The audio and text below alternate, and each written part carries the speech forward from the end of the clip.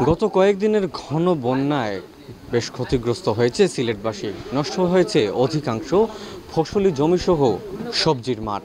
এতে বাজারে দেখা দিয়েছে সবজির সংকট। তাই তো প্রতিনিয়ত বৃদ্ধি পাচ্ছে বাজারে থাকা বিভিন্ন সবজির এবং প্রয়োজনীয় জিনিসপত্রের, এমনটাই বলছেন ব্যবসায়ীরা।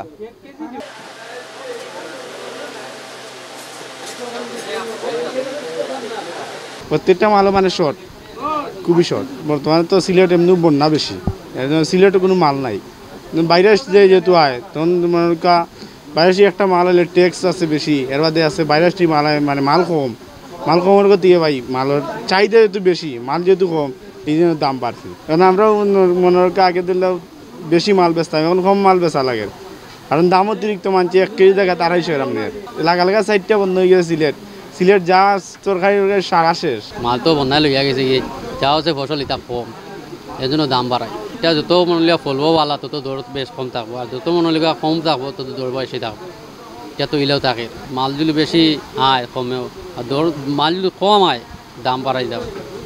এমনি তো কম তো মাল, এর জন্য দাম বাড়ায়। বন্যায় অতিষ্ঠ হয়েছে এবং সকল মানুষ একবার 3বার করে বন্যায় এসেছে। এই বন্যাটা খুব ভয়াবহ, যে বন্যার কারণে আমাদের নিত্য প্রয়োজনীয় দ্রব্যের দাম দ্বিগুণ থেকে 3 গুণ হারে বেড়েছে। যেমন আজকে আমরা দেখলাম, যে কারণে আমরা পেঁয়াজ কিনতে আসছি, পেঁয়াজের দাম 110 টাকা, 115 টাকা। তারপর একটা সবজির দাম 100 টাকা, 100 টাকার নিচে কোনো সবজি নাই।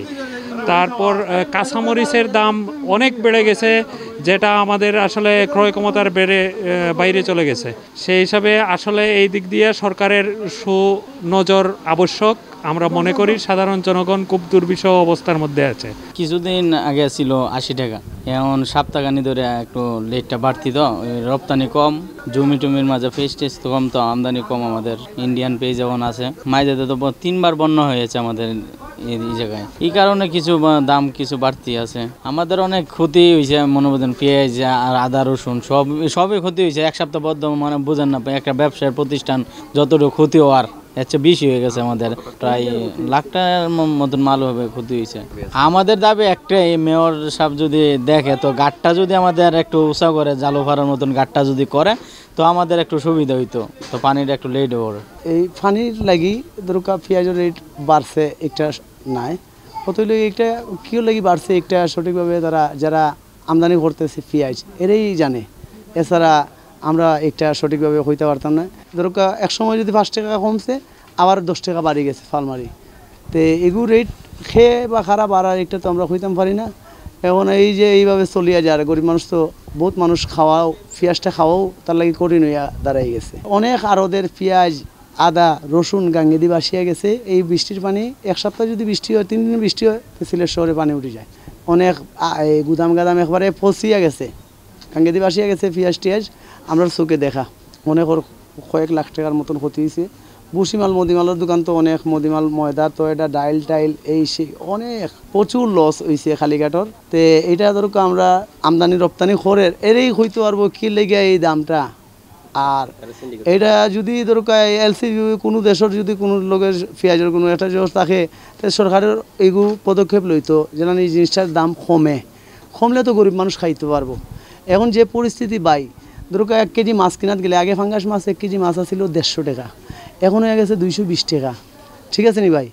এখন এই মাছটা গরিবে যদি 220 টাকা দিল, একটা রিক্সা চালকে লইলো ভাই, রিক্সা চালকে তো পেঁয়াজ লইতে পারতো না ভাই। এই যে টাকা তেলের যে দামটা বাড়ছে, এই হিসাবে টাকা দরকার একটা রিক্সা ড্রাইভারের 1500 টাকা রোজ দরকার আছে।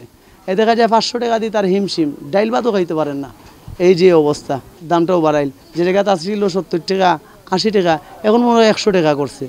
তো এইভাবে যদি বাড়ে, তো সরকারের অন্ততপক্ষে এই গরিব নিরীহ মানুষের লাগে একটা পদক্ষেপ লওয়ার দরকার আছে সরকারে। আর আরেকটা হইল গিয়া সুরমা নদীর যে নদীকরণ আছে, এইগুলা যদি জারি করতে হতো, এইভাবে বৃষ্টির পানিটা জমা হইতো না। এই নদীর জায়গায় উঁচা চর হইয়া বইয়া রয়েছে, প্রচুর উঁচা চর। এই চর থেকে মাটি দরকার একটা আওয়ার বনানি যাইব, একটা চর হইয়া বই রয়েছে। এগুলা যদি খরণ কইরা দেয়, তো এই জায়গাত কোনো পানি ওঠার কোনো সম্ভাবনা নাই।